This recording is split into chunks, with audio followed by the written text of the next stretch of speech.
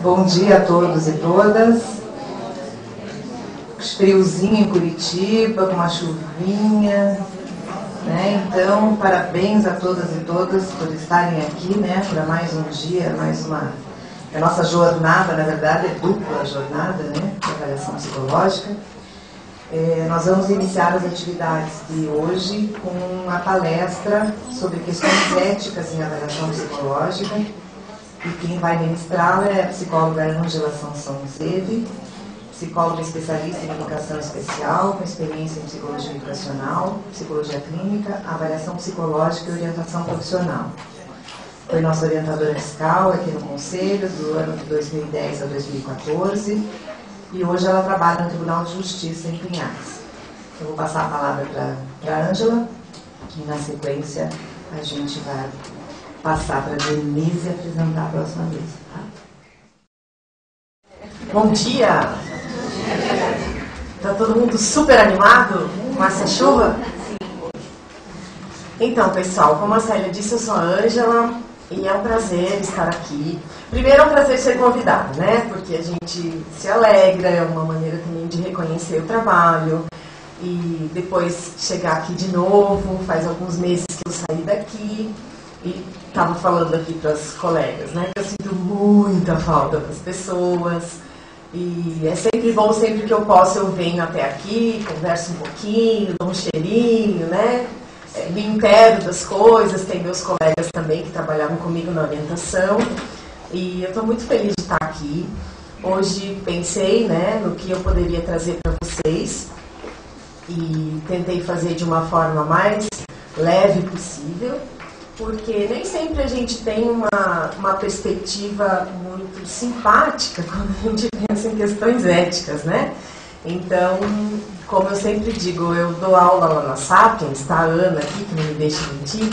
E na Sapiens eu trabalho justamente questões éticas em avaliação psicológica. E quando começo a aula, assim, conversando com a turma, eu falo, pessoal, esqueçam o formato da aula de ética da faculdade, né? Vamos conversar sobre ética como profissionais que somos, né? E isso facilita bastante. Então, da mesma forma, peço a vocês, né, que a gente possa, nesse tempo que a gente vai conversar, pensar na nossa prática e na nossa vivência profissional, porque, teoricamente, eu não vou trazer nenhuma novidade, né? Porque, afinal, o código de ética é um só para todos nós, ok? Então, quero começar dizendo que a gente tem, no princípio, né, na regulamentação da nossa profissão, a Lei 4.119, que estabelece no capítulo 3. Então, assim, essa lei, ela regulamenta a nossa profissão, por isso que a gente fez aniversário de 50 anos em 2012, lembram? E agora, em agosto, a gente fez 52 anos de profissão regulamentada. A gente acabou de apagar, Célia.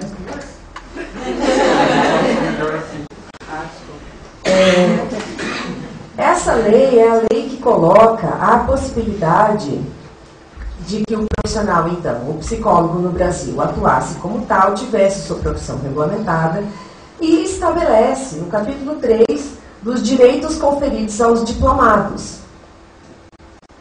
No artigo 13º, parágrafo 1º, fala, constitui função privativa do psicólogo a utilização de métodos e técnicas psicológicas com os seguintes objetivos: o diagnóstico, orientação e seleção profissional, orientação psicopedagógica e solução de problemas de ajustamento. Considerando que essa lei de 62, né, talvez numa revisão esses termos fossem um pouco adaptados ou até expandidos, né, atualizados. No entanto, eu trouxe isso só para a gente se situar de que a avaliação psicológica, naturalmente, porque se vale de métodos e técnicas privativos da profissão, só pode ser feita por psicólogos, né? E no momento onde a gente tem tantos locais onde os psicólogos estão atuando e de alguma forma, em algumas situações, até parecendo indiferenciados na sua prática, né? Isso é uma constatação minha, assim, uma preocupação que eu tenho. é importante daquilo que nos cabe privativamente que a gente faça com um padrão de qualidade, né, significativo. Então, estou dizendo que falar de ética aplicada é falar de qualidade no trabalho. Certo? Bom, então, para que um código de ética? Então, se a gente tem uma profissão regulamentada, é natural que todas as profissões regulamentadas tenham seu código de ética. Então, no caso da psicologia, a última revisão do código foi publicada em 2005 pela resolução do Conselho Federal, número 10. Nessa resolução, na parte introdutória do nosso código de ética, está estabelecido que a missão primordial de um código de ética profissional não é de normatizar a natureza técnica do trabalho, e sim a de assegurar, dentro de valores relevantes para a sociedade e para as práticas desenvolvidas, um padrão de conduta que fortaleça o reconhecimento social daquela categoria. Então, vejam, em nenhum momento vocês vão encontrar no texto do Código de Ética uma referência específica sobre um campo de atuação. Porque uma referência específica sobre um campo de atuação seria uma intenção de normatizar a natureza técnica do trabalho. Normatizar a natureza técnica do trabalho se dá por meio das resoluções e não do Código de Ética. Certo? Por isso que a gente, trabalhando numa determinada área, em determinado contexto, a gente vai encontrar resoluções que nos dão um suporte técnico para a nossa atuação. No entanto, toda resolução ela é construída e pensada dentro do escopo do próprio Código de Ética. A gente não pode ter uma resolução que seja contraditória ao Código, certo? Então, tudo que está posto numa resolução que especifica uma ação está referenciado no Código. No entanto, o Código tem um texto genérico, né, que deve caber ou que cabe em todos os contextos onde o psicólogo atua. Tá? Então, o Código de Ética ele vai nos pôr a proposta, né, de um padrão de conduta técnica que favoreça o reconhecimento social da nossa profissão. Psicólogos fazem isso, psicólogos não fazem aquilo. Certo? Ah, mas no contexto X, psicólogo atua de tal forma. Deve existir um aporte teórico que seja uma resolução para que isso se dê da forma mais adequada, ética e tecnicamente falando. Tudo bem? Bom, no artigo 1º do Código é colocado da seguinte maneira, que são deveres fundamentais dos psicólogos. Assumir responsabilidades profissionais somente por atividades para as quais esteja capacitado pessoal, teórica e tecnicamente. Vejam, isso parece tão óbvio, né?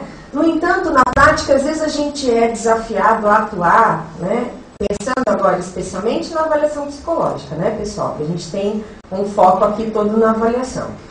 A nossa atuação, às vezes a gente desafiado ou colocado, ou enfim, alguma proposta nos é feita e de alguma forma nós temos algum tipo de limitação que não nos permitiria atuar naquele caso. Nós temos respaldo teórico, né, e temos respaldo no nosso código para nos recusarmos a determinados trabalhos, a determinadas atividades, né? E isso é muito importante que a gente tenha clareza, porque, em especial, no momento em que, às vezes, a gente está buscando o nosso espaço de trabalho e tal, a gente, às vezes, pode se sentir, assim, muito mal, né? De dizer que aquilo não nos compete do ponto de vista ou pessoal, ou teórico, ou técnico, né? Mas é muito comum, porque a nossa profissão é muito vasta, né? Hoje a gente tem colegas trabalhando em muitíssimas áreas, é impossível que a gente consiga atuar com padrão de qualidade, né, atenção, em todos os contextos, né? Isso vai exigir um mínimo de estudo e de tempo hábil para que a gente se aproprie daquilo, e isso também é ético, né? Então, quando a gente fala de estar preparado pessoal, teórica e tecnicamente, a gente está falando de tudo que pode nos favorecer ou nos dificultar. né? E se a gente está falando de exercício profissional, aquilo que nos dificulta, né, pode impactar diretamente a qualidade do nosso trabalho. Certo? Então, é uma coisa importante da gente pensar e que, na medida em que a gente entenda que não é adequado que a gente atue naquela situação, que a gente faça, então, um encaminhamento, ou que a gente, né, se manifeste, claro, dizendo do nosso impedimento e coisas desse tipo, tá? Continuando, naturalmente, pensando já nessa linha anterior, né, na linha B, a linha K do código, no artigo 1º diz: então também é nosso dever sugerir serviços de outros psicólogos sempre que por motivos justificáveis. Motivos justificáveis. Quais são? Os da linha B. Motivo justificável. Motivo pessoal, teórico ou técnico. Tá? Não puderem ser continuados pelo profissional que os assumiu inicialmente, fornecendo ao seu substituto as informações necessárias à continuidade do trabalho. Então, assim, se você vai fazer um encaminhamento de um caso que você já atende, mas que em algum momento você entendeu que não lhe compete mais trabalhar naquele caso, naquela situação, é importante que você também esteja à disposição do colega que vai receber essa demanda. Certo? Ai, mas isso não é quebra de sigilo? Vejam, o colega psicólogo trabalha sob o mesmo código que eu. Certo? Na medida em que eu lhe forneço alguma informação, ele está naturalmente sendo portador daquilo e se responsabilizando pela manutenção do sigilo nessa situação e nesse caso. Quando a gente é de casa, as pessoas ficam um pouco relax. Né, sério? Ah, não tem vinho. Puxa. Gente, olha a minha reputação. A mulher me fala. Imagina o povo da internet, o que está pensando. Ah, entendi. Obrigada. Então, assim, pessoal, vocês observam que não tem nenhuma novidade, mas que é só um jeito da gente refletir sobre aquilo que o código estabelece. Até porque, não sei se aconteceu com vocês, mas na época em que eu estudei o código lá na faculdade, nos idos de, né, a gente tinha um estudo, né, nas aulas de ética que ficava muito vago, muito suspenso, sabe? Por quê? Porque a gente não tinha vivência alguma dentro da profissão.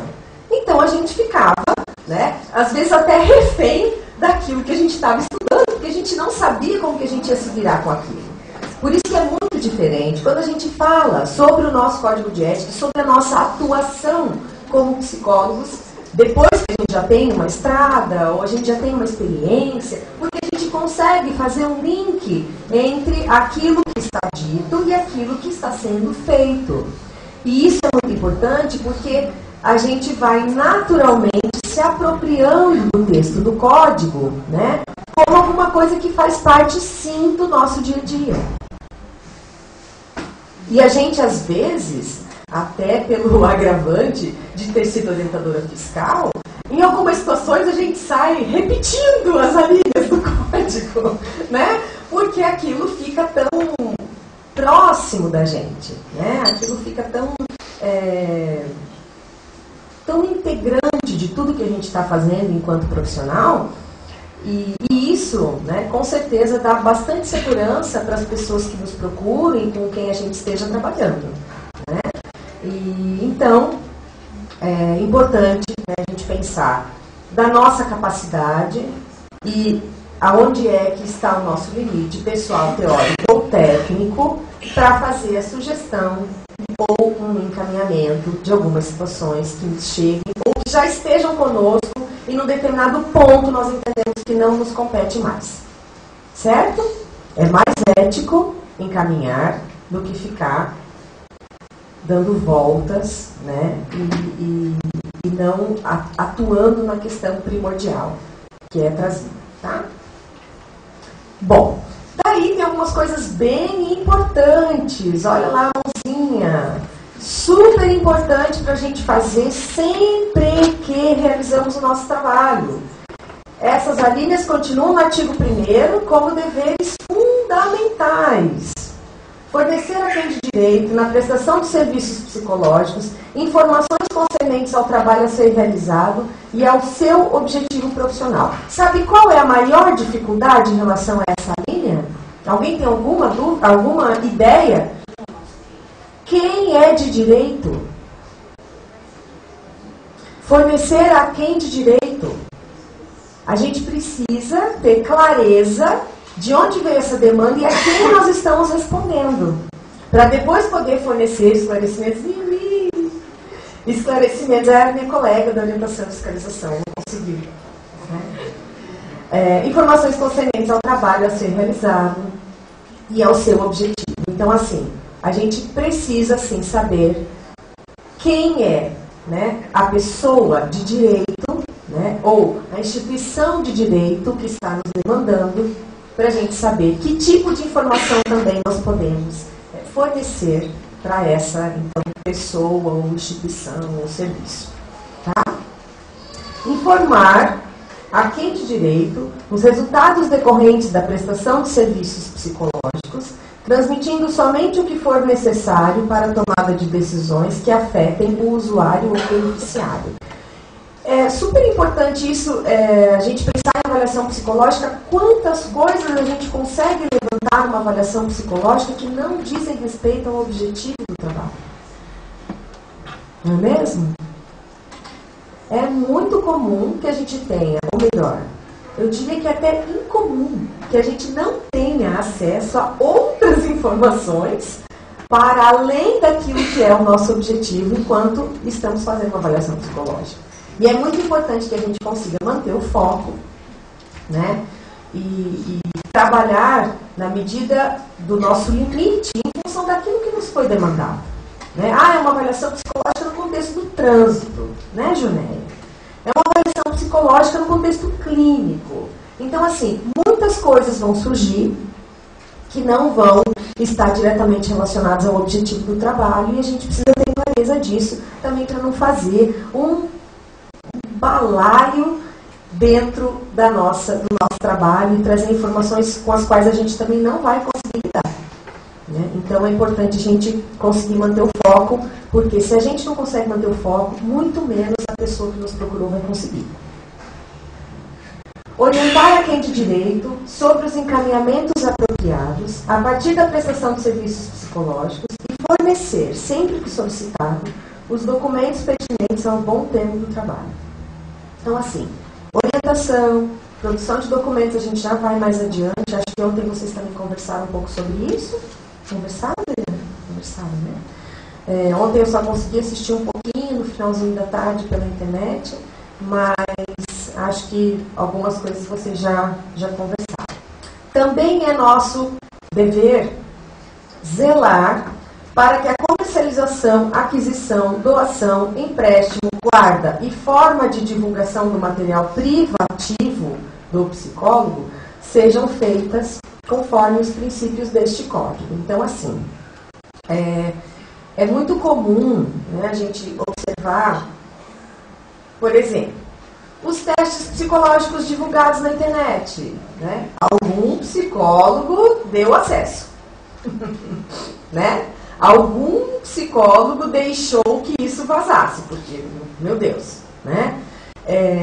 Da mesma forma como a gente deve saber como é que a gente faz guarda de material privativo, né? Como é que a gente faz empréstimo, né, só para colegas, como é que a gente faz venda, né? A Ana saiu daqui, mas assim, olha ali a apresentação da carteira profissional para compra de material privativo. Né? Então, são detalhes que, se a gente não sabe, os leigos não têm obrigação de saber. A gente é que tem que saber e a gente é que tem que fazer questão de que isso aconteça, porque, de novo, voltando lá no terceiro slide, é o reconhecimento social da categoria. O psicólogo só compra teste apresentando o número do CRP. Ativo, né? Porque quem não está ativo não está sob orientação e fiscalização do seu conselho. Bom, no artigo, tudo bem dos direitos, deveres fundamentais?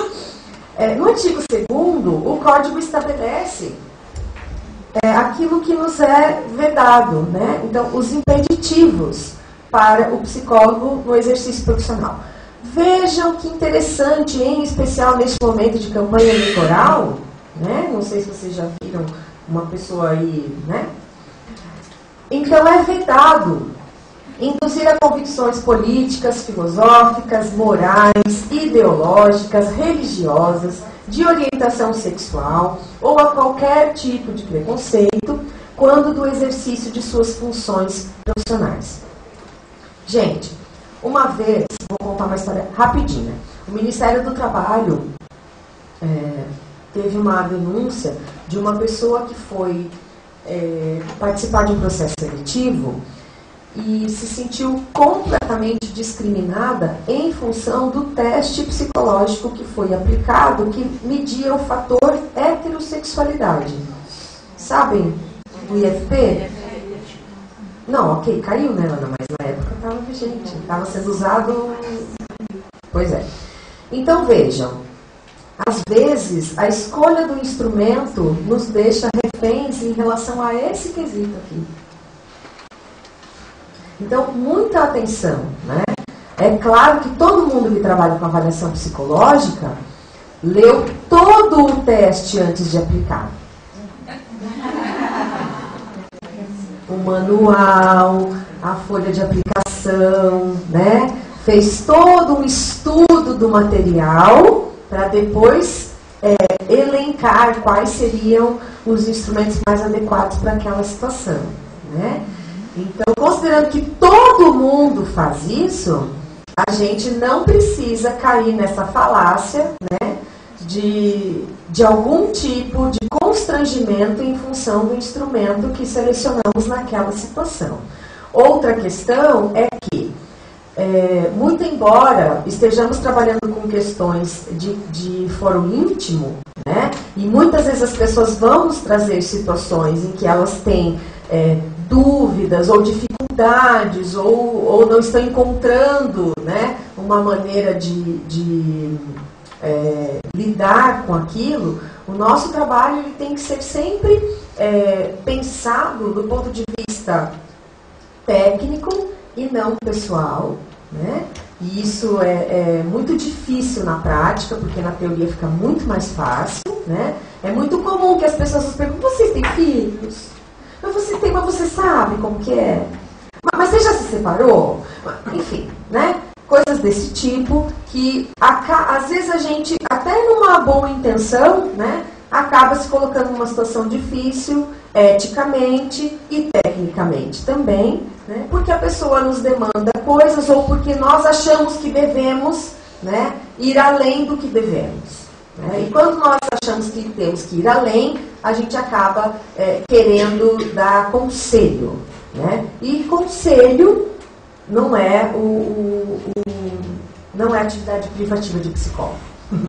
Né? E é melhor que a gente não faça com esse caráter, né? Mas que o nosso trabalho seja todo tecnicamente e eticamente adequado. Então, a indução a qualquer tipo de convicção, né, não compete ao psicólogo fazer. Bom, naturalmente que se a gente está falando de avaliação psicológica, ela não termina no último encontro de levantamento de dados, ela termina no momento em que ela é concluída concretamente mediante a elaboração de um documento sobre o qual também vai ser feita uma devolutiva. Né? Então é muito importante que a gente tenha familiaridade, que a gente se aproprie dessa resolução que já é de 2003, ela tem 11 anos de vigência, né? E existem documentos ainda sendo produzidos de uma maneira esdrúxula, completamente inadequada, com uma linguagem técnica completamente não técnica. E a gente precisa muito ter isso como uma prioridade da finalização do nosso trabalho. Não adianta a gente fazer toda uma abordagem adequada, utilizar a entrevista, a testagem, toda a abordagem, todas as atividades que a gente possa pensar dentro de um processo de avaliação e terminar, né, fazendo alguma coisa que não é adequada. Então, também faz parte de todo o processo de avaliação psicológica a conclusão mediante a elaboração de um documento adequado, ética e tecnicamente. Esta resolução, muito embora em alguns contextos entenda-se que ela ainda não atende adequadamente, ainda é o que nós temos de formal, concreto e adequado, pensado pelo sistema Conselhos. Tá? Então é muito importante. Da mesma forma que a gente vai se apropriar, né, de todo o texto do código e tentar fazê-lo, né, na prática, para que o nosso trabalho seja um trabalho de qualidade, também nos compete ter consciência e ter todo um trabalho focado, dependendo do contexto onde estejamos, mas a elaboração do documento é independente do contexto onde nós estejamos. Interferir na validade e fidedignidade de instrumentos e técnicas psicológicas, adulterar seus resultados ou fazer declarações falsas. Essa imagem ali, com aquele gráfico, me lembrou o gráfico do BPR-5, sabe? Vocês conhecem o BPR? Então, porque assim, às vezes os profissionais entendem que a pessoa teria condições, né? Vamos pensar no contexto do trânsito, que é bem comum, né, as pessoas ficarem refém dos percentis, né, que o candidato conseguiu ou não conseguiu e tal. Mas muitas vezes a gente, no montante da avaliação, a gente tem possibilidade de fazer uma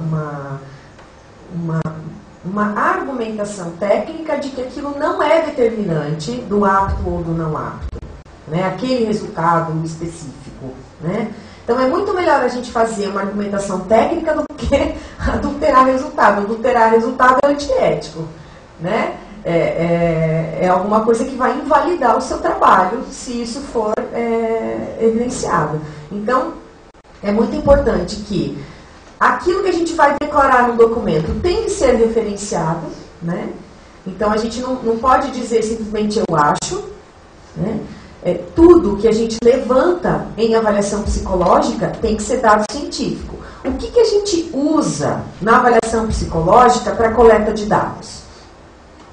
Vamos. O que a gente usa? Entrevista, teste e observação. Por quê, gente? Porque são 3 métodos científicos de coleta de dados. Então, ou você observou, ou você coletou, né? Ou você percebeu, você não achou nada, né? Você dizer no relatório, observou-se tal, é tão científico quanto você dizer do resultado do instrumento privativo. Porque você está observando, né, como psicólogo que é, né, referenciado por toda a sua formação, por todo um conteúdo que você vai colocar depois lá no seu relatório. Certo? Então é muito importante que isso fique claro, que não vamos mexer pauzinhos para dizer isso ou aquilo. Vamos argumentar tecnicamente. Tá? Bom, a linha J do artigo 2º diz da questão dos vínculos para que a gente realize ou não um trabalho, né? Então, assim, é vedado que a gente estabeleça com a pessoa atendida, familiar dessa pessoa, ou terceiro, que tenha vínculo com o atendido, relação que possa interferir negativamente nos objetivos do serviço prestado. No entanto, este código de ética, ele tem uma perspectiva que é a ética da responsabilidade. Então, quem vai fazer a análise de que do quanto essa relação pode interferir negativamente é o profissional. É evidente que alguns vínculos são gritantes, né? E realmente é completamente inadequado que a gente atue naquela situação. No entanto, outros não. E a gente tem a responsabilidade de fazer essa análise, né, do quanto aquilo essa relação vai interferir negativamente no meu trabalho, né, ou ou não. No entanto, se a gente for questionado, a gente tem que ter argumento suficiente para isso, né? Então, a análise do quanto isso vai interferir não é o código que faz, é o profissional. Certo? É evidente que algumas coisas, já disse, são gritantes. Você não vai fazer a avaliação para concessão de CNH do seu filho, né? Agora, quem sabe do seu vizinho? Quem sabe? Não sei. Né? Esta análise desta relação e do quanto ela possa interferir é responsabilidade do profissional. Por outro lado, a linha K continua dizendo que é vedado que a gente seja perito, avaliador ou parecerista em situações nas quais já tenhamos, então, vínculos pessoais ou profissionais, atuais ou anteriores, que possam afetar a qualidade do trabalho a ser realizado ou a fidelidade aos resultados da avaliação. De novo, nos cabe fazer a análise, né, do quanto isso é impeditivo ou não. Certo?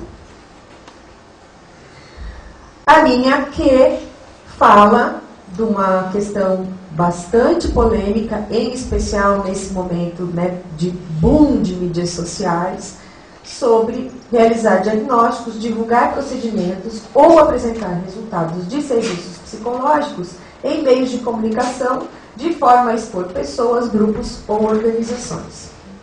Às vezes, né, no descuido ou mesmo numa situação onde a gente é forçado, né, a se manifestar, a gente pode acabar extrapolando, né, esses limites do quanto algumas coisas vão ou não poder ser divulgadas ou dado acesso a determinadas pessoas ou em determinadas situações. Vou dar um exemplo.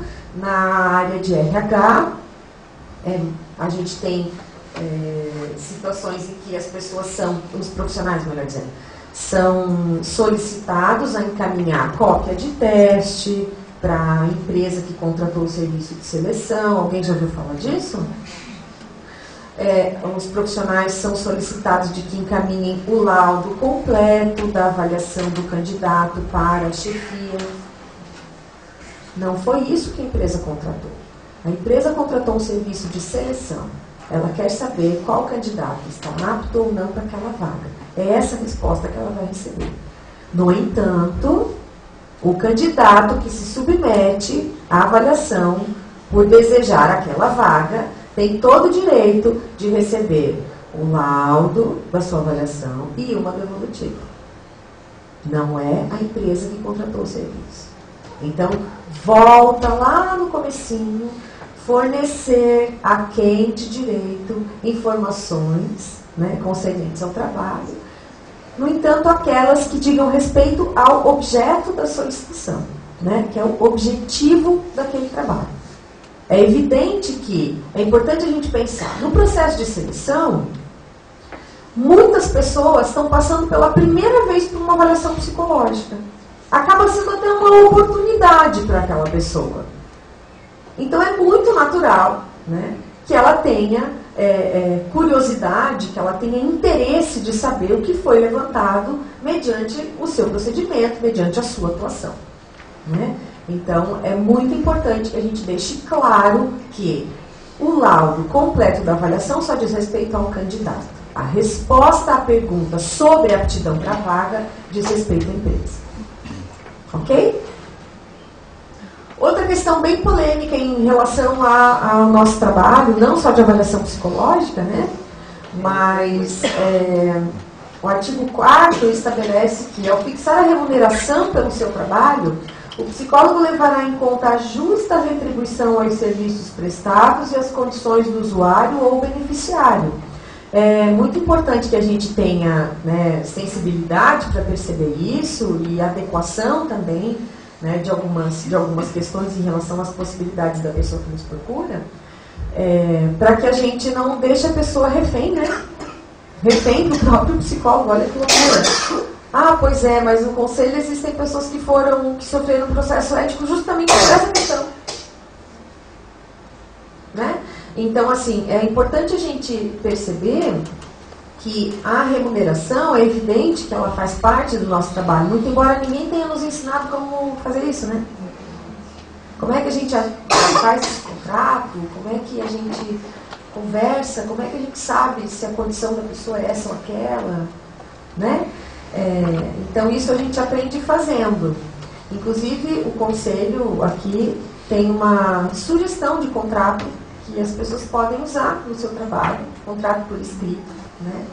Para facilitar um pouco isso, né? Esse estabelecimento de alguns parâmetros, não só de cunho financeiro, mas de ordem marcar, desmarcar, né? Isso tudo adequando, né, num contrato, pode ser um mediador que facilite, em especial os psicólogos que têm mais dificuldade com essas questões, né? Então é muito importante que isso fique claro, mas que seja feito, tá? E na linha B, que seja feito antes do início do trabalho, antes, né? Então a gente vai vendo. A gente não vai vendo nada, a gente vai conversar a respeito, depois a gente vai ver o trabalho acontecer, né? Então, estipulará o valor de acordo com as características da atividade e o comunicará ao usuário ou beneficiário antes do início do trabalho. Parece tão óbvio, né? Mas muitas vezes não acontece. Faz a primeira entrevista, semana que vem a gente conversa. Faz a segunda, mas agora eu preciso ver a minha agenda, mas você já está me devendo 580. Oi? Gente, é muito importante. A pessoa não pode se sentir lesada, né? E veja, ela nem conseguiu o que ela queria e ela já está devendo. Como assim? Né? Vamos conversar abertamente. É uma prestação de serviços, é importante falar sobre isso. Tá? Há quem tenha secretária, instituição mediando, eu sou funcionária da instituição X, eu trabalho por plano de saúde, é diferente. Mas quem tem que acertar isso diretamente com o seu cliente, por favor. Né? Tá no código, é tão importante você fazer isso adequadamente, como é importante você ter um procedimento técnico depois do seu trabalho de psicólogo. Porque aceitar valor não é privativo de psicólogo, mas faz parte do nosso trabalho. Né? E assegurará a qualidade dos serviços oferecidos, independentemente do valor acordado. Alguém já ouviu assim: mas estou ganhando tão pouco para fazer isso. Mas não foi o usuário do serviço que foi buscar você lá na sua casa para você fazer aquele trabalho naquele contexto. Não é verdade? Então é muito... Oi? Mesmo que tivesse sido, você aceitou. Né? Então assim, eu ganho pouco, né? Eu tô muito desprestigiada nesse trabalho. Não é motivo para colocar em risco a qualidade do trabalho, nem muito menos, né, expor a pessoa a um trabalho de má qualidade. Então, assim, é verdade que existem situações em que a gente está insatisfeito, mas que existem outras que nos gratificam, né, dentro de um trabalho, em qualquer contexto. E é verdade que se você estiver muitíssimo insatisfeito e se essa questão financeira estiver sendo a mais importante para te dar prazer ou desgosto, tente fazer outra coisa. Ou vá fazer outra coisa. Né? Porque você vai expor as pessoas indevidamente, você vai trabalhar mal, né? E você vai estar também contribuindo para uma divulgação equivocada, né, do referencial social da categoria. Então a gente carrega, né, a categoria em cada exemplo profissional que a gente dá.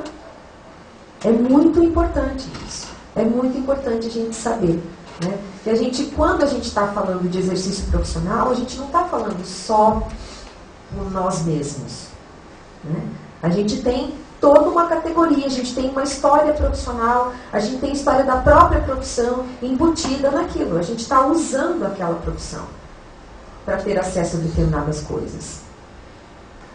O artigo 6º diz da importância, né, de que a gente também saiba como que a gente se relaciona com profissionais que não são psicólogos.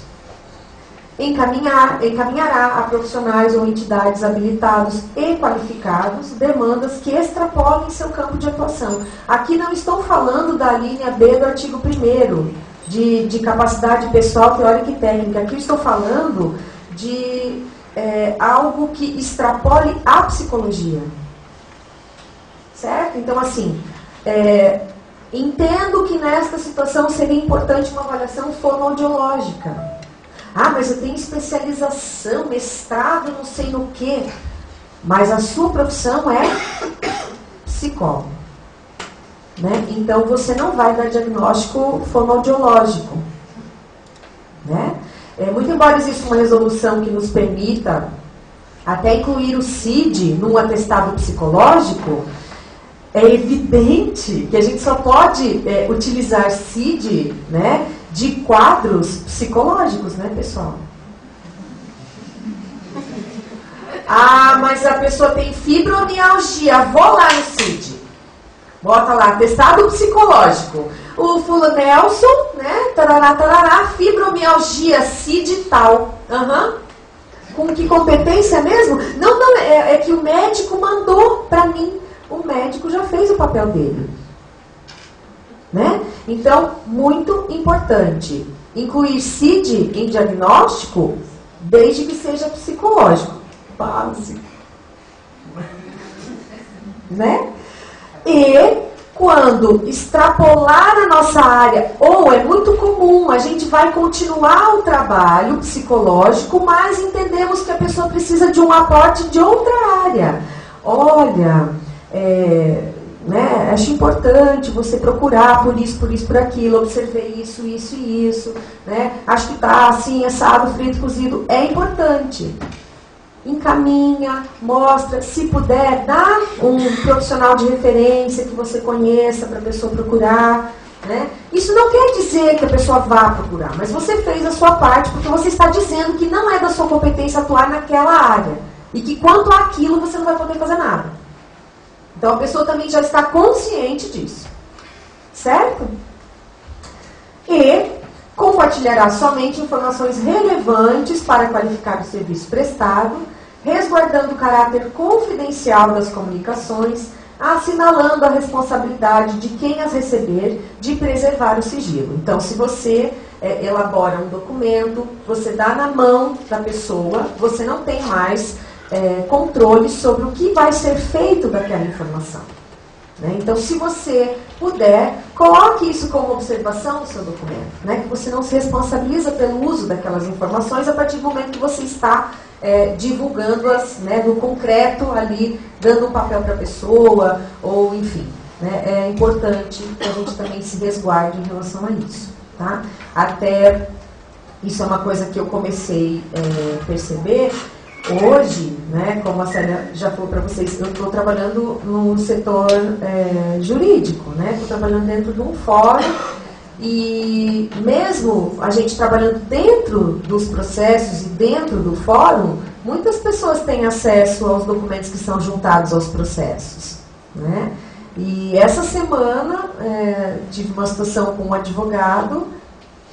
E eu achei que seria muito importante que mesmo lá dentro, sob sigilo de justiça, eu colocasse essa observação no documento que eu elaboro.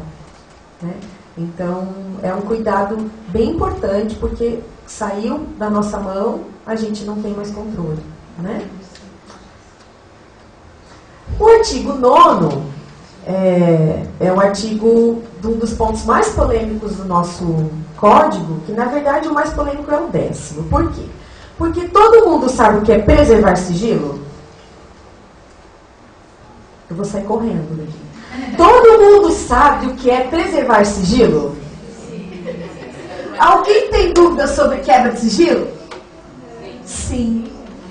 O problema do sigilo, a polêmica do sigilo não é preservar, é quebrar. Então, o artigo 9º está redondo, o 10º está quadrado. Aí é difícil a gente entender aonde que quebra e aonde que não quebra. né? Então, o artigo 9º diz que é nosso dever respeitar o sigilo profissional a fim de proteger, por meio da confidencialidade, a intimidade das pessoas, grupos ou organizações a que tem acesso no exercício profissional. Beleza.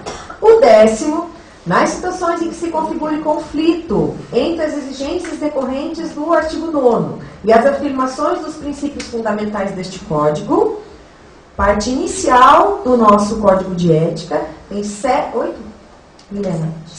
princípios fundamentais, excetuando-se os casos previstos em lei, o psicólogo poderá decidir pela quebra de sigilo, baseando sua decisão na busca do menor prejuízo. Então, é sempre muito importante a gente pensar, a quebra de sigilo, ela é adequada naturalmente porque algum prejuízo já se deu. Algum prejuízo já se instalou naquela situação. Para que não fique pior, a gente quebra o sigilo. Então, assim, eu vou abrir a situação para a família em função do risco que o adolescente esteja correndo, por exemplo. Né? Eu vou abrir a situação para o próprio candidato, né, em função de uma coisa que foi muito importante observada durante a avaliação, que não tem nada a ver com aquilo que está sendo objeto da minha avaliação, né, mas é para ele. Né? Então, são coisas muito importantes da gente saber e fazer uma análise, e para isso a supervisão ajuda bastante, né, supervisão técnica, para que a gente entenda da necessidade ou da adequação da quebra de sigilo em algumas situações. Né? Buscar o menor prejuízo é, sim, eu tenho que quebrar o sigilo para que seja menos doloso, menos prejudicial, menos exposição, ou que a pessoa tenha menos risco naquela situação. Tá? É o profissional que vai avaliar, como diz a Milena, o quanto aquilo é significativo do ponto de vista de um risco ou não para aquela pessoa, para aquela família, para aquele candidato, para aquela instituição. Já estou indo, certo? Então, pessoal, pensando em todas essas questões em relação à avaliação psicológica e em relação ao nosso trabalho como um todo, porque vejam, tudo isso que eu coloquei aqui, que eu citei do Código de Ética, é perfeitamente aplicável em qualquer contexto do nosso trabalho. Mas estamos na jornada de avaliação psicológica, então estamos pensando em avaliação psicológica nos mais diferentes contextos. E é muito importante que a gente pense que a atuação técnica e eticamente mais adequada é aquela de maior qualidade. Então, se a gente fizer um paralelo entre qualidade no trabalho, a gente vai chegar diretamente à atuação ética e técnica adequada. Por isso que, se a gente tem a profissão, né, e se a gente está atuando devidamente no nosso campo profissional, se nós temos familiaridade com os nossos instrumentos, nós temos um bom manejo daquilo que é privativo da nossa profissão, né, fazer isso eticamente é uma consequência natural. Então, né, por isso que eu coloco, faça o seu melhor, né, mas sem indução. Fazer o seu melhor não é ser um bom samaritano, mas é ser um bom profissional. Né? Então, fazer o seu melhor é utilizar da melhor forma aquilo que lhe é dado pela profissão que você escolheu, que são os métodos e técnicas privativos da profissão. Então, ok? Muito obrigada e estou à disposição. Alguns planos de saúde, né, eles dão uma guia para o paciente te consultar. E na avaliação, uma avaliação, por exemplo, de bariátrica, você vai precisar de tantas sessões. Então, você tem que mandar uma carta ao plano de saúde justificando por que você quer aquele número de sessões. Uhum. Né, e ele exige um CID-10. Tá.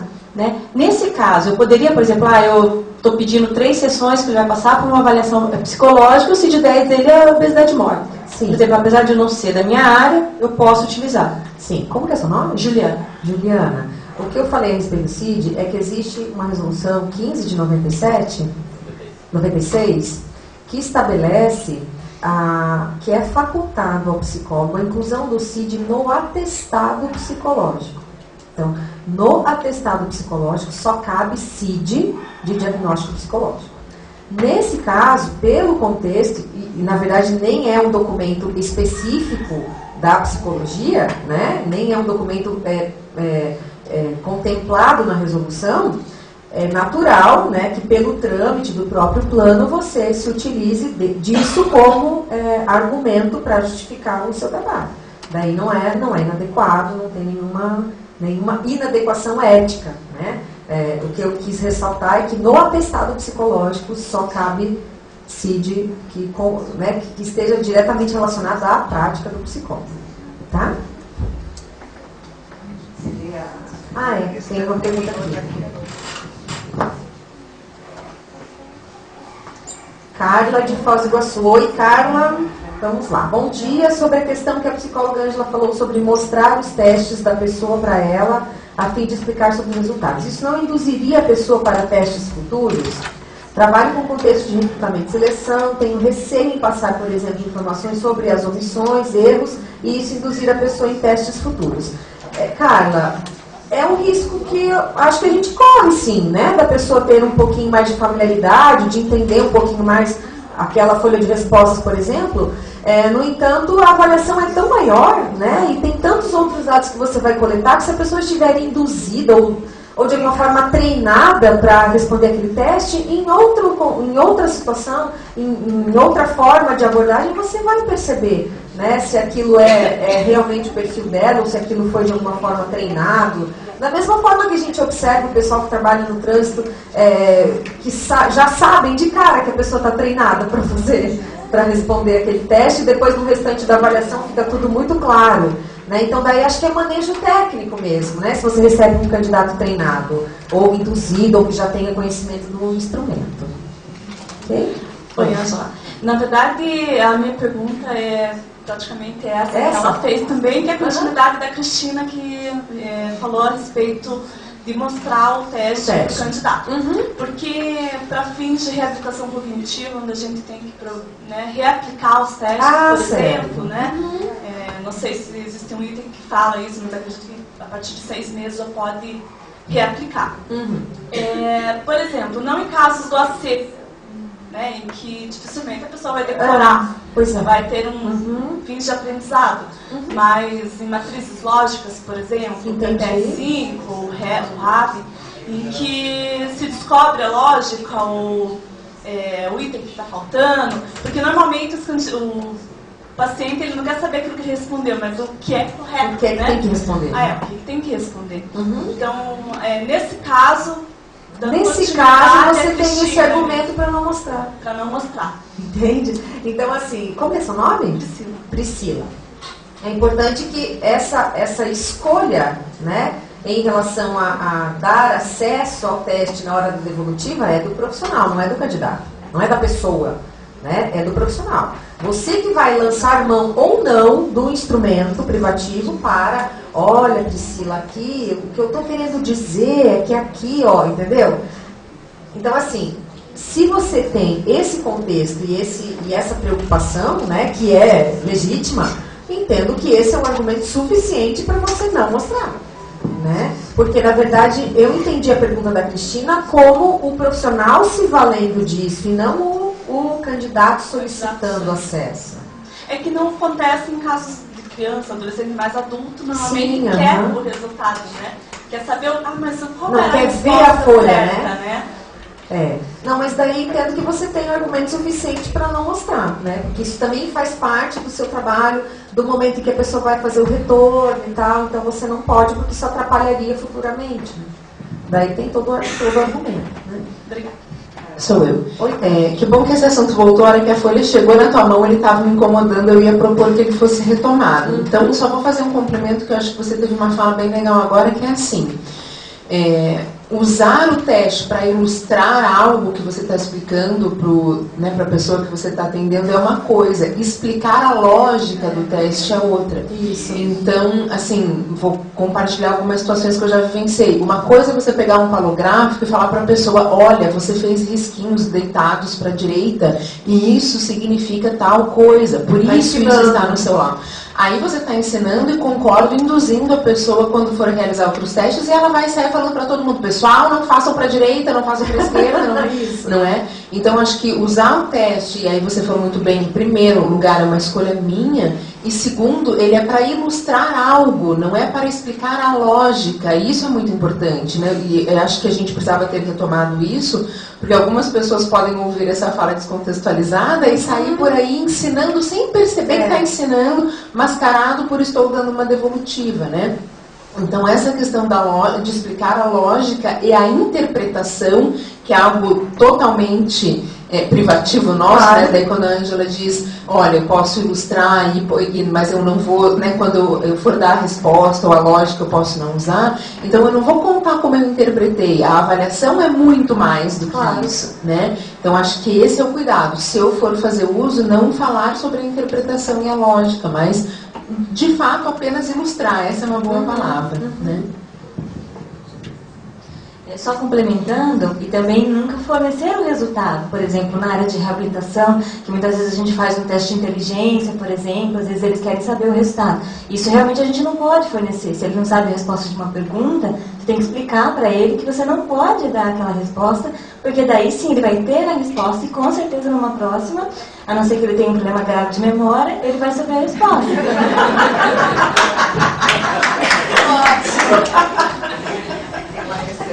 Tá, eu vou ler aqui, pessoal, uma questão do William da sala paralela. Nas clínicas credenciadas do Detran ficam aprovados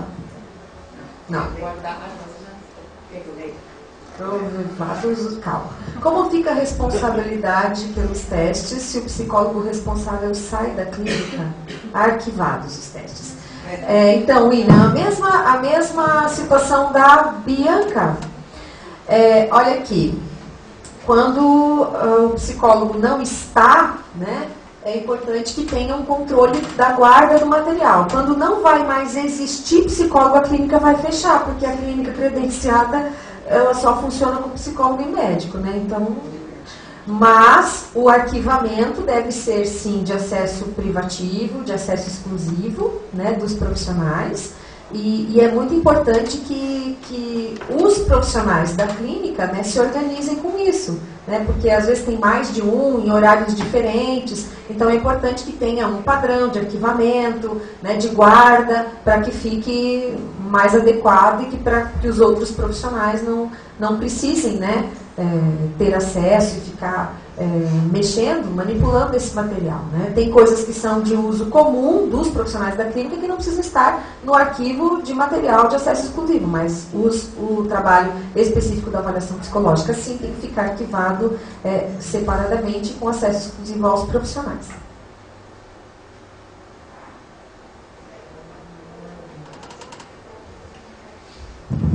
Enquanto isso, só um pouquinho, não, tudo bem, você já fala. Deixa eu só passar aqui, ó, no artigo 15 que fala, né, que em caso de interrupção do trabalho do psicólogo, por quaisquer motivos, ele deverá zelar pelo destino dos seus arquivos confidenciais.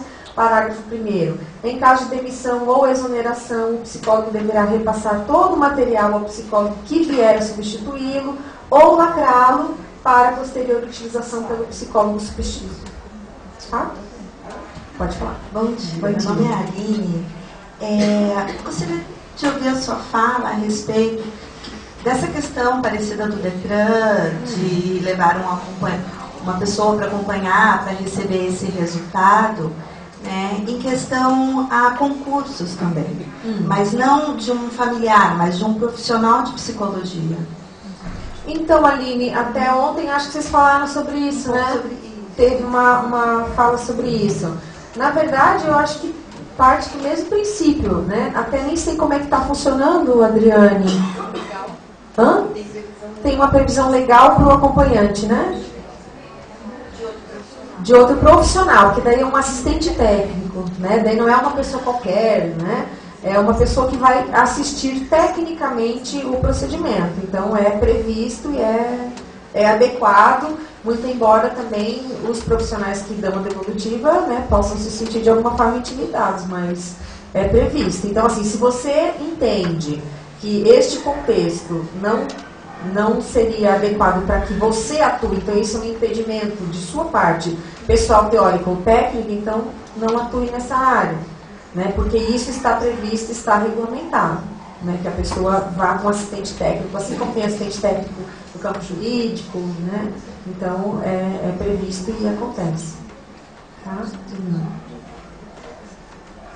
Já foi tudo? Ah, não, tem aqui duas.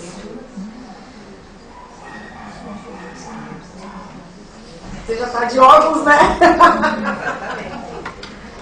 Então vamos lá.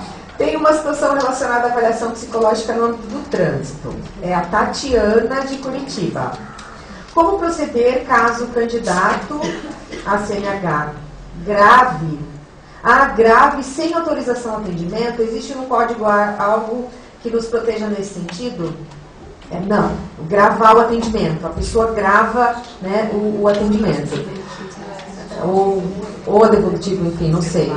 Então, não existe nada previsto no código em relação a isso, né? No entanto, se for o caso de produção de provas, isso não tem valor legal, né? Então, uma gravação de celular e qualquer coisa do tipo não tem valor legal se a pessoa vai gravar para depois entrar com processo na justiça contra você, né? Então, acho que é muito mais assim intimidador do que realmente efetivo do ponto de vista da punição, né? Porque não tem valor legal uma gravação dessa natureza. Tá? Andressa de Toledo. É permitido ao psicólogo fornecer atestado psicológico? O que fazer no caso de a empresa onde o paciente trabalha não aceitá-lo? Ótimo. Então, assim, Andressa, o atestado psicológico está previsto na Resolução 007 de 2003 como um documento que naturalmente pode ser elaborado pelo psicólogo para algumas finalidades.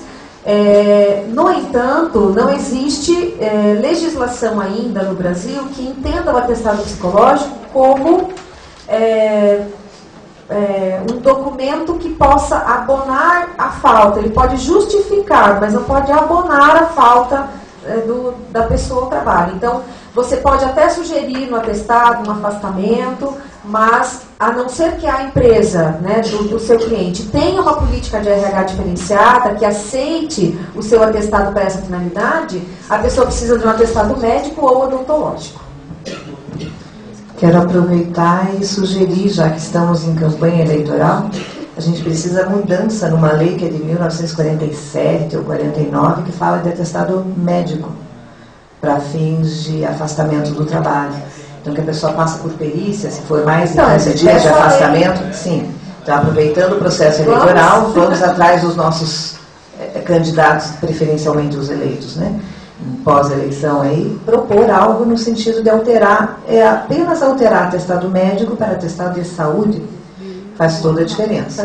Aí o psicólogo, o fisioterapeuta, o dentista, enfim, outros profissionais da área de saúde vão poder dar o atestado, obviamente com todo o critério e rigor científico que exige a prática. E é importante que o profissional saiba disso, porque às vezes a pessoa nos pede atestado, a gente fornece e depois a empresa diz, não, mas isso aqui não vale nada. Né? E daí a pessoa acha que quem agiu de má fé foi o psicólogo. Né? Então é importante a gente esclarecer, olha, eu vou te dar atestado, vou sugerir, mas você tem que ver com a sua empresa, né? Então, como existem empresas, você até sugere lá afastamento de 3 dias, por exemplo, né? Você pode, no entanto, se a empresa não tiver essa política, essa abertura, ela não tem obrigação de aceitar. Mas não é má fé sua, é importante que a pessoa saiba. Né? É importante a gente esclarecer para a pessoa. Sério.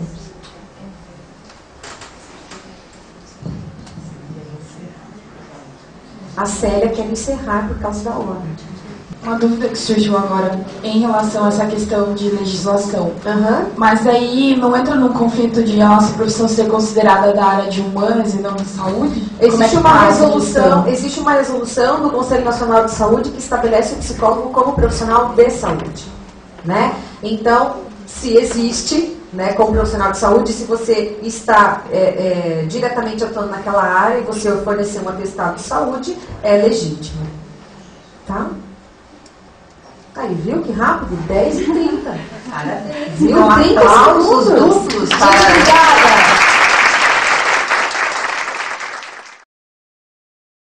Dando continuidade, a próxima mesa é de elaboração de documentos oficiais. Nós vamos abordar aqui, então, alguns contextos. O primeiro é no trânsito. Convido, então, o psicólogo Roberto Moraes Cruz, que é especialista em avaliação psicológica, em ergonomia e gestão de recursos humanos, mestre em psicologia e em educação e trabalho, doutor em engenharia de produção, pós-doutorado em métodos e diagnóstico. Atualmente é professor e pesquisador do Departamento do Programa de Pós-Graduação em Psicologia da Universidade Federal de Santa Catarina, líder do Laboratório Fator Humano dessa mesma universidade, e pesquisador do Núcleo de Pesquisa em Neuropsicologia e Saúde. Atualmente também é co-coordenador da Comissão Consultiva de Avaliação Psicológica do Conselho Federal de Psicologia.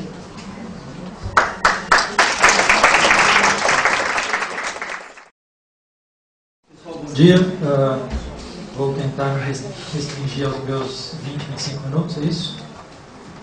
Então desculpem se eu falar, como se diz em Florianópolis, que nem um homem da cobra, né? Então, posso correr em algum momento. Eu vou pedir à nossa coordenadora Denise que me controle, por favor, 5 minutos para não atrapalhar o tempo de ninguém.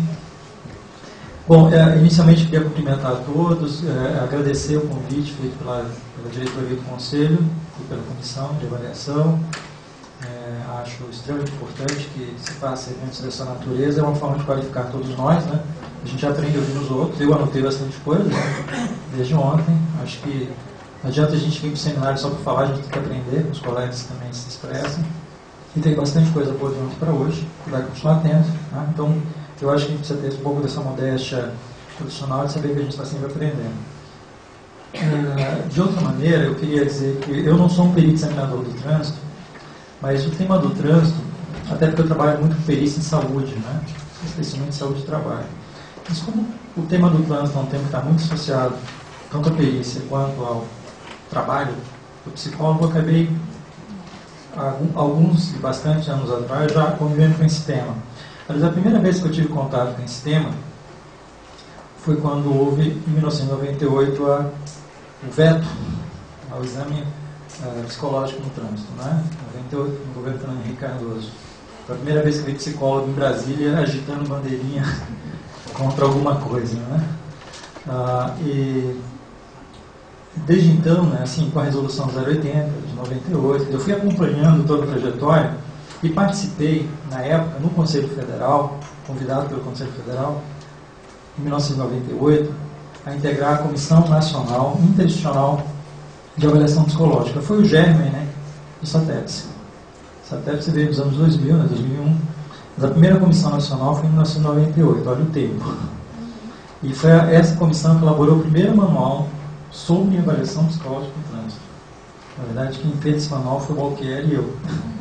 Tá? Esse manual tem bastante tempo. Foi o primeiro manual. Então, desde esse momento, até um tema grave à época, e o Conselho convidou algumas pessoas para começar a trabalhar esse tema.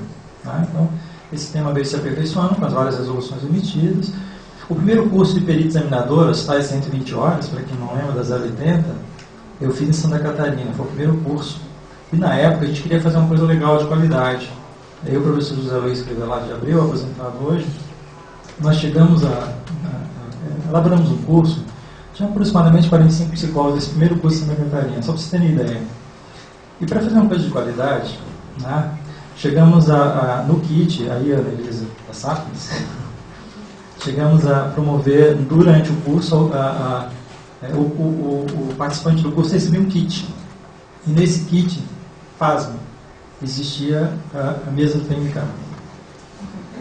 Nós compramos como kit, fazer uma coisa de qualidade, quer fazer de qualidade na época, fora o kit de todos os materiais das baterias, estava incluso no preço do curso, foi feito na Universidade Federal de Santa Catarina, incluía a mesa do PMK. E foi um transtorno, porque a Vetor não tinha 45 mesas prontas. Eles tiveram que fazer e mandar por caminhão para Florianópolis as mesas. Isso em 1998, vocês têm uma ideia, mas a gente estava tentando desde aquela época organizar um processo de avaliação com um pouco mais de qualidade. Não é? Mas vamos lá. Documento psicológico, resultado de avaliação, se chama informe. Então já vou dar o nome aos bois, né? E aí, obviamente, quem trabalha no contexto do trânsito ou qualquer outro contexto em que a avaliação psicológica é uma condicionante, eu acho que sempre vai voltar ao tema da avaliação. Eu acho que é sempre, e não é demais lembrar, que quando a gente define avaliação psicológica, 3 aspectos são muito importantes. Primeiro, não existe avaliação psicológica sem juízo crítico. Então, significa que quem realiza a avaliação psicológica desenvolve uma interpretação científica. Então, não é uma interpretação em senso comum. Senso comum é opinião. Juízo crítico é interpretação científica sobre alguma coisa. Tá? Então, quando alguém lhe pede uma opinião, ele diz, olha, eu quero uma opinião. Mas quando alguém lhe pede um juízo crítico, parte do pressuposto que você é um profissional e que vai realizar um processo específico em qualquer área e vai utilizar uma interpretação, né, dotar de uma inteligibilidade desse processo. Tá? A segunda característica está grifada. Se a avaliação é uma investigação das condições psicológicas das pessoas, significa que esse é o meu acesso ao objeto. O meu objeto, a minha matéria-prima, aliás, na 53634, uma das leis que converge, né, uma das matérias brutas, além da 4.119, que organiza a privacidade, o que é privativo na profissão de psicologia, diz, olha, a matéria psicológica, né, que é matéria psicológica. Matéria psicológica é isso, é o nosso objeto. Né? E o terceiro aspecto de toda avaliação psicológica é a sua finalidade específica. Então, vamos dizer, bem rapidamente, de que a avaliação psicológica tem 3 características. A emissão de juízo crítico, que é a sua condição científica, né? A sua condição metodológica, que é o acesso ao objeto, e a sua terminalidade, né? A sua finalidade específica. Essa é a condição sine qua non para você produzir a avaliação psicológica. Agora, quem faz a avaliação psicológica? Em tese, são determinados psicólogos que deveriam desenvolver algumas competências. Né? Que competências são essas? Olha que interessante. A primeira, eu sinto que posso fazer. Tem um valor moral, né? Tem um valor ético nessa história.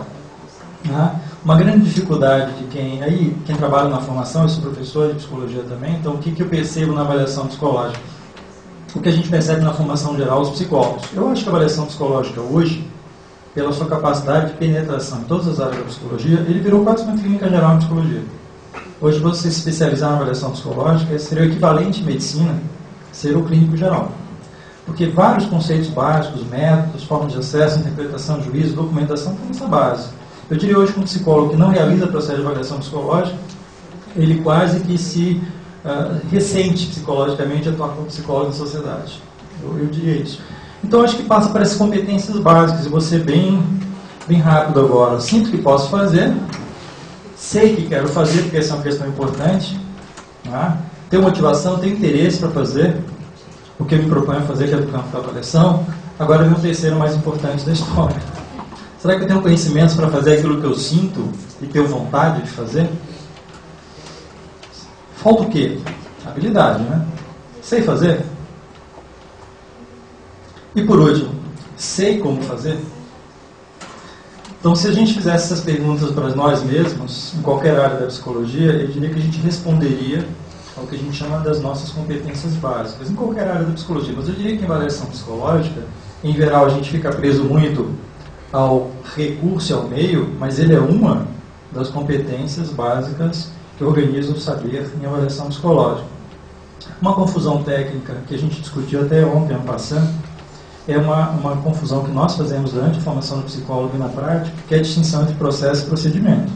A gente continua fazendo isso, né, na prática profissional. Isso vai esbarrar lá no trânsito, você não sabe por quê. Quando a gente fala processo de avaliação, né, estamos falando o conjunto, a conduta do psicólogo, o conjunto das ações que organiza a conduta do psicólogo para avaliar as condições psicológicas das pessoas em determinado contexto específico. Isso é o processo de avaliação. Quando a gente fala procedimento, estamos referindo a todos os recursos técnicos científicos utilizados pelo psicólogo durante esse processo. Então, não posso confundir o procedimento com o processo. Esse é um dos principais aspectos. Por exemplo, confundir o teste com a avaliação. Ou confundir o exame com a avaliação. A noção de exame psicológico é diferente de avaliação. Então, Essas duas palavrinhas que me parecem chaves, elas são tão importantes que elas nos dizem hoje acerca da qualidade de vários processos de avaliação em vários segmentos profissionais de psicólogos. Como é que a gente poderia organizar isso? Da seguinte maneira. Se eu tivesse que interpretar num slide, eu tentei fazer um esforço de desenhar isso, tá? A partir de qualquer demanda, em qualquer que seja o contexto, individual, institucional, grupal, etc., com base naquelas competências que eu sinalizei anteriormente, essa demanda é processada, ó. Ela é processada em direção à construção da informação psicológica, e que levará alguém a tomar uma decisão. E essa decisão está associada ao contexto do demandante.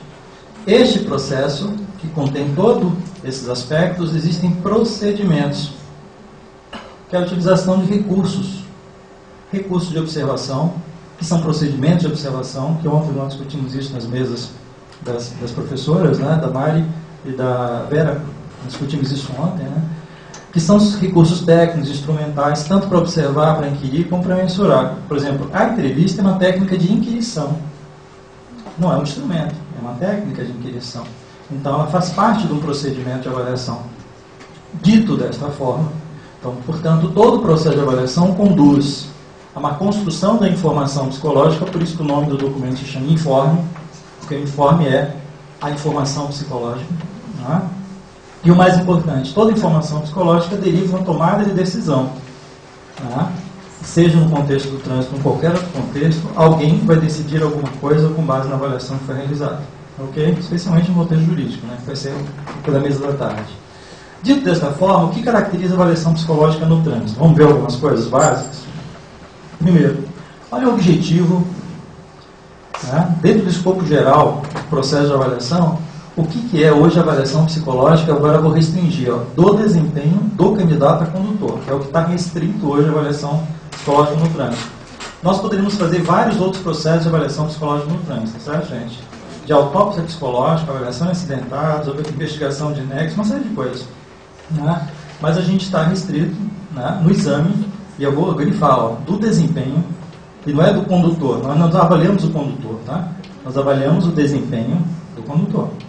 E nós aferimos isso por meio de determinados procedimentos. Agora eu vou usar a expressão, determinados procedimentos.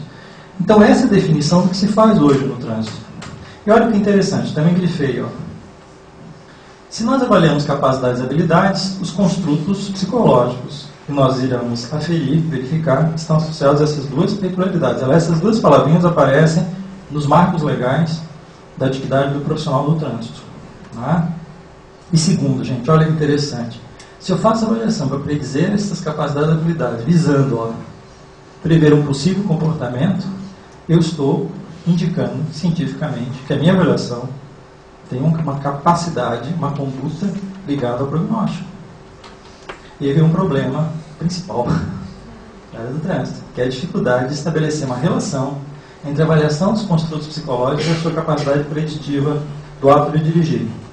Embora todo psicólogo que trabalha com perito examinador parta de uma hipótese. Qual é a hipótese? Que determinadas pessoas não demonstram capacidade ou habilidades disponíveis ou suficientes para assumir o papel de condutor. Esta é a hipótese. E esse é o problema-chave que conduz os psicólogos a saberem, bom, então como é que eu vou restringir a participação de alguém que o Estado está delegando a possibilidade de dirigir em sociedade? Como é que eu restringo? Porque eu parto da hipótese que há pessoas que não apresentam essas condições suficientes, pelo menos. Tá? Então, essa é a hipótese básica da avaliação psicológica no trânsito, certo? Desempenho associado à capacidade preditiva, com uma hipótese básica que orienta todo o processo de avaliação. A questão é, isso se conclui? Tá? Vamos lá. Quais são os marcos legais? 2, né? A resolução do Denatran 425 e a resolução do CFP, né? Aqui é 07 de 2009. Essas orientam em geral o trabalho do perito examinador. Eu não vou entrar em detalhes por falta de tempo.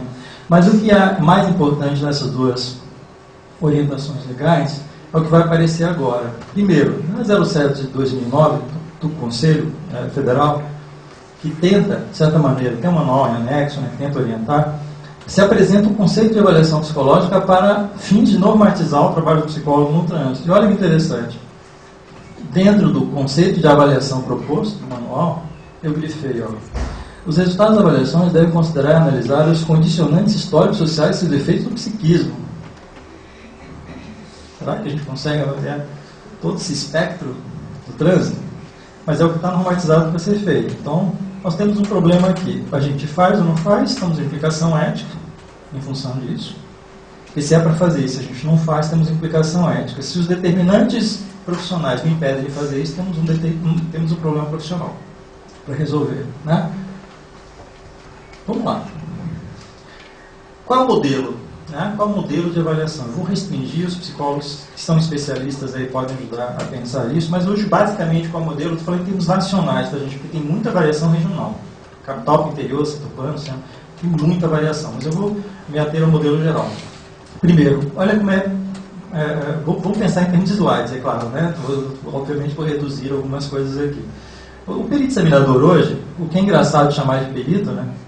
Que basicamente o psicólogo hoje no trânsito não faz perícia, e eu vou explicar por quê. Realiza alguns procedimentos, já sabemos que são procedimentos agora.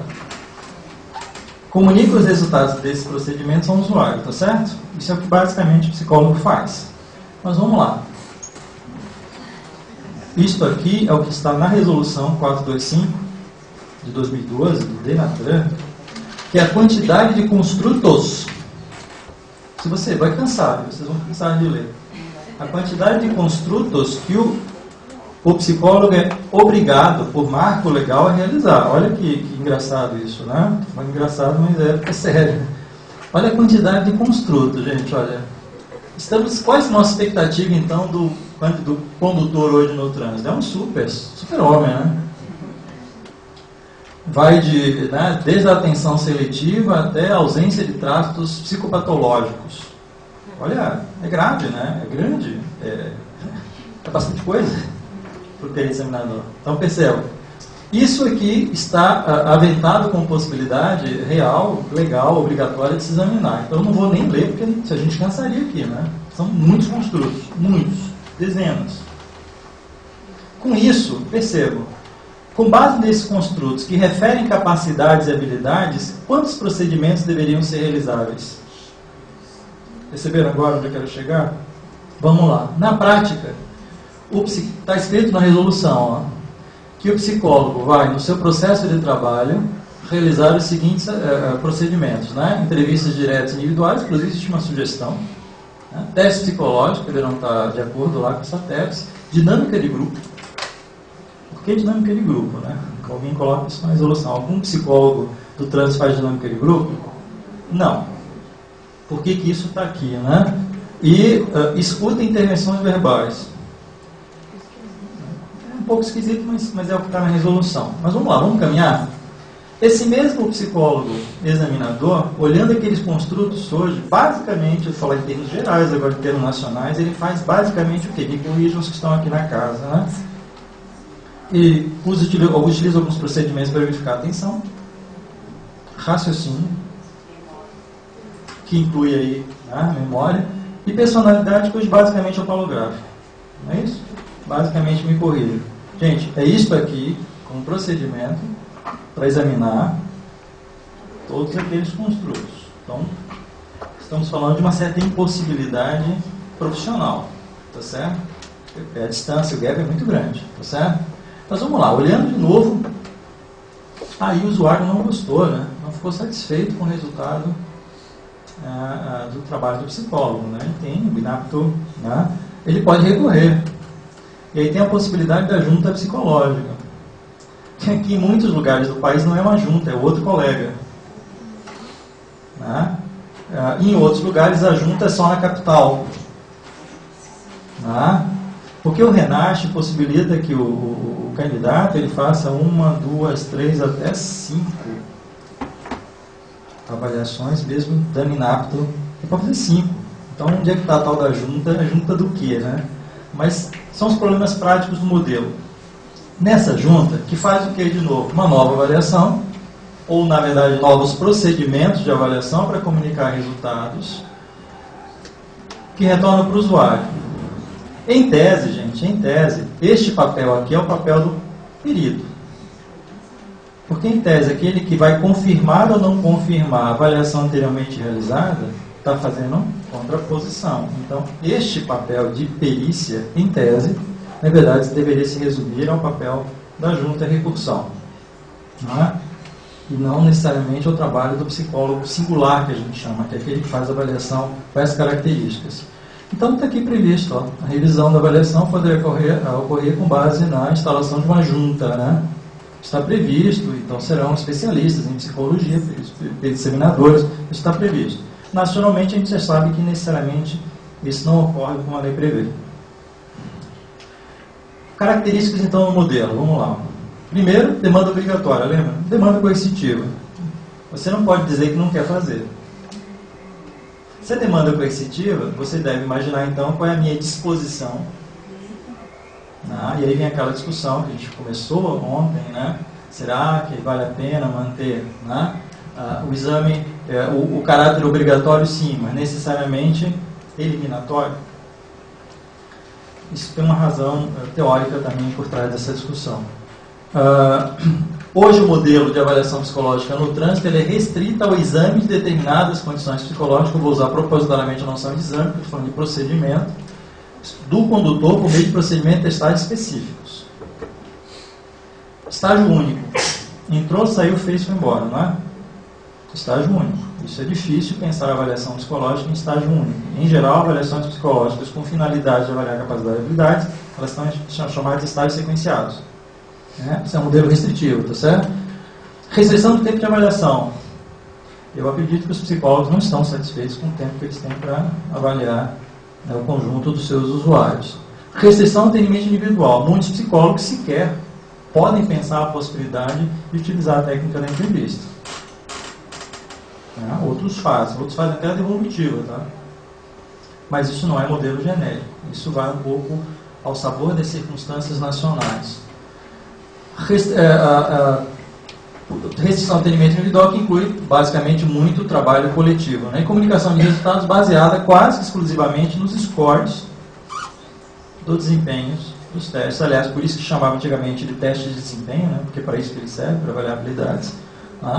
Então é isso que é basicamente o modelo. Então isso restringe, né, gente?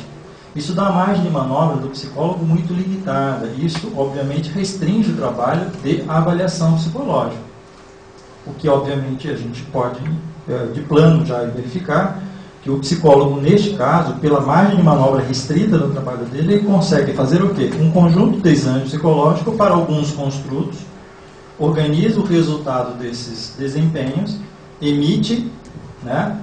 E aí é um parecer, não um laudo, né? A gente vai ter que discutir isso também, porque está escrito que é laudo, mas não é.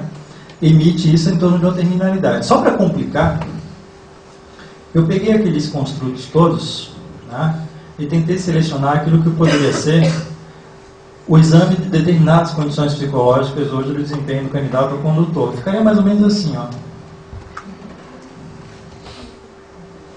O psicólogo teria que avaliar toda essa estimulação sensorial por meio do processo atencional, perceptivo, cognitivo, tomada de decisão, porque tudo está escrito lá, tá? Mas não está explicado como é que esse processo ocorre, até chegar ao desempenho, que é por meio de ação motora, que não é investigado. Então, isso seria o quadro psicológico, teórico, do que o psicólogo faz. Não sei se ele tem ideia dos complicadores que tem, inclusive, intrínsecos ao modelo, que são os fatores motivacionais, lembra da demanda coercitiva? E dos fatores afetivo-emocionais, que estão implicados na demanda coercitiva, que inclusive está na devolutiva, que foi um aspecto, 5 minutos. Agora o homem da cobra vai entrar em ação. Qual é o grande problema, então, da avaliação psicológica no trânsito? Primeiro, a gente não avalia o principal aspecto preditivo do comportamento no trânsito, que é a relação entre comportamento de risco e comportamento seguro. Porque, no final das contas, é para isso que foi criada a avaliação psicológica no trânsito. Para avaliar o quanto o psicólogo pode prever, com base nas capacidades e habilidades suficientes e atuais, o quanto isso decorre em comportamento de risco, portanto, vulnerabilidade pessoal, e o quanto isso implica comportamento seguro, ou seja, resiliência. Então, em vez de a gente estar analisando todos aqueles aspectos, se nós resumíssemos hoje a avaliação em avaliar resiliência pessoal e vulnerabilidade, seria suficiente para a gente avançar muito na avaliação do trânsito, ok? Com isto, aí tá, qual é o ponto, né, de inflexão da avaliação? Está exatamente tentar verificar essa relação entre vulnerabilidade e resiliência das pessoas que vão entrar no sistema de risco, que é o trânsito, porque é isso que está na base. Aliás, tem uma teoria que deveria ser fundamental para os psicólogos do trânsito aprenderem, é a teoria do risco. Não é? Voltando então ao nosso objetivo final. Então, psicólogo do trânsito consegue fazer diagnóstico? Uma pergunta. Né? Se a gente olhar do ponto de vista técnico, como ele não consegue realizar o processo de avaliação, né? E organiza, na verdade, um conjunto de procedimentos em torno do resultado terminal, então, novamente, a capacidade de diagnóstico e prognóstico, quem deve estar previsto no objetivo, está prejudicado. É isso? E os psicólogos sentem isso. Os psicólogos que realizam avaliação no trânsito. Então, portanto, avaliar e examinar. Isso. Então, nós temos que ter clareza, em psicologia, que determinados processos que nós chamamos de avaliação, na verdade, são exames psicológicos. São procedimentos. Tá? Que não entabulam o processo de diagnóstico, embora a resolução 007 indique isso, mas está errado. Nem toda avaliação psicológica entabula diagnóstico, mas elas são, na verdade, um conjunto de exames. Sabe por quê? Porque eu não posso descolar a avaliação de exame, eu não posso complicar essa relação. Em toda avaliação psicológica há procedimento de exame, mas o procedimento de exame não é a avaliação psicológica. É a mesma coisa que a gente aprende lá em psicometria na faculdade. Todo instrumento de medida, né? Todo teste psicológico é um instrumento de medida, mas nem todo instrumento de medida é um teste psicológico. É a mesma coisa. Né? É só interpretar com base nisso aqui. Então vamos lá. Para terminar, qual é a comunicação de resultados que está prevista? Novamente, o laudo da avaliação psicológica. Temos laudo, então?